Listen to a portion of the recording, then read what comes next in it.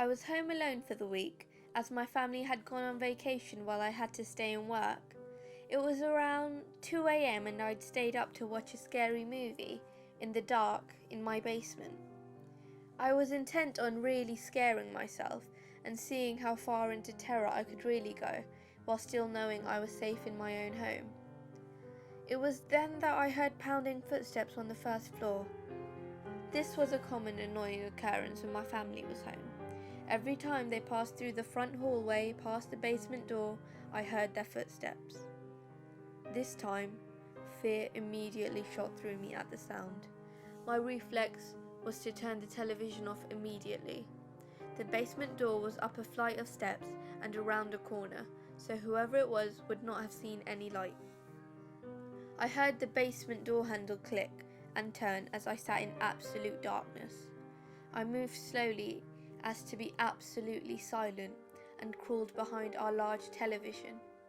As I passed it inch by inch, I noted with panic that its black screen still dimly glowed. I heard footsteps coming down the carpeted but creaky stairs. I froze in my hiding place listening for many long minutes. I heard nothing. Had the intruder seen the television's afterglow, or had it faded in time?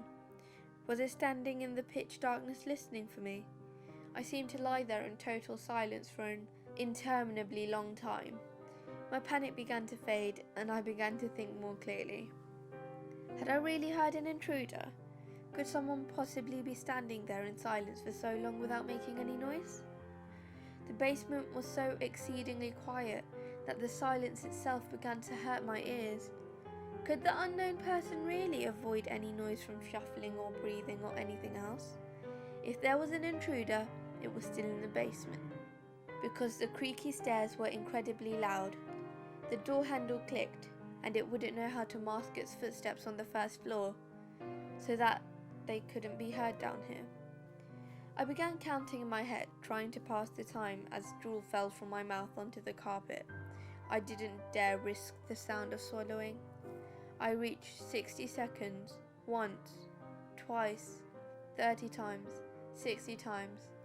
By now, my fear had faded, and I was more confused than anything. I estimated I'd been crouched in the absolute black for almost 2 hours, and had still not heard anything. If there was an intruder, none of this made sense. Finally, I decided I'd have to make a move. If I did nothing, eventually the sun would come up and shine in through the small basement windows. And worse, I began to smell something horrible and cloy. Slowly, ever so slowly, I began inching my way towards the stairs by way of the wall. If someone was standing there in the dark, I should be able to go around them and then make a break up the stairs. Meanwhile, the horrible odour grew stronger. Had something died down here in the night? No living person would smell like that. Terrible images of some sort of corpse monster listening for me in the dark erupted in my thoughts, and I moved as fast as I could without making a sound.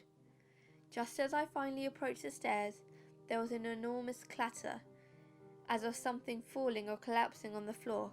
It was at that moment I leapt forward and crashed up the stairs, running out through the open basement door and my wide open front door. Now certain that someone was in the house, I called the police from my cell phone and watched my house from afar. The police came, checked inside the house, and then grimly came back out to question me. They'd found a body in the house, my elderly neighbour who seemed to have died of a heart attack. Their belief was that I must have left the front door unlocked, and he must have wandered into my house while dying looking for help. At first, I felt horrible thinking that I had sat there in the dark while the old man literally died a few feet away. Then it occurred to me, what the hell was that loud noise of things falling that last prompted me to bolt up the stairs and out of the house? I asked the police, and they confirmed the back door of my house had been left open as well, near a single bare footprint in the mud.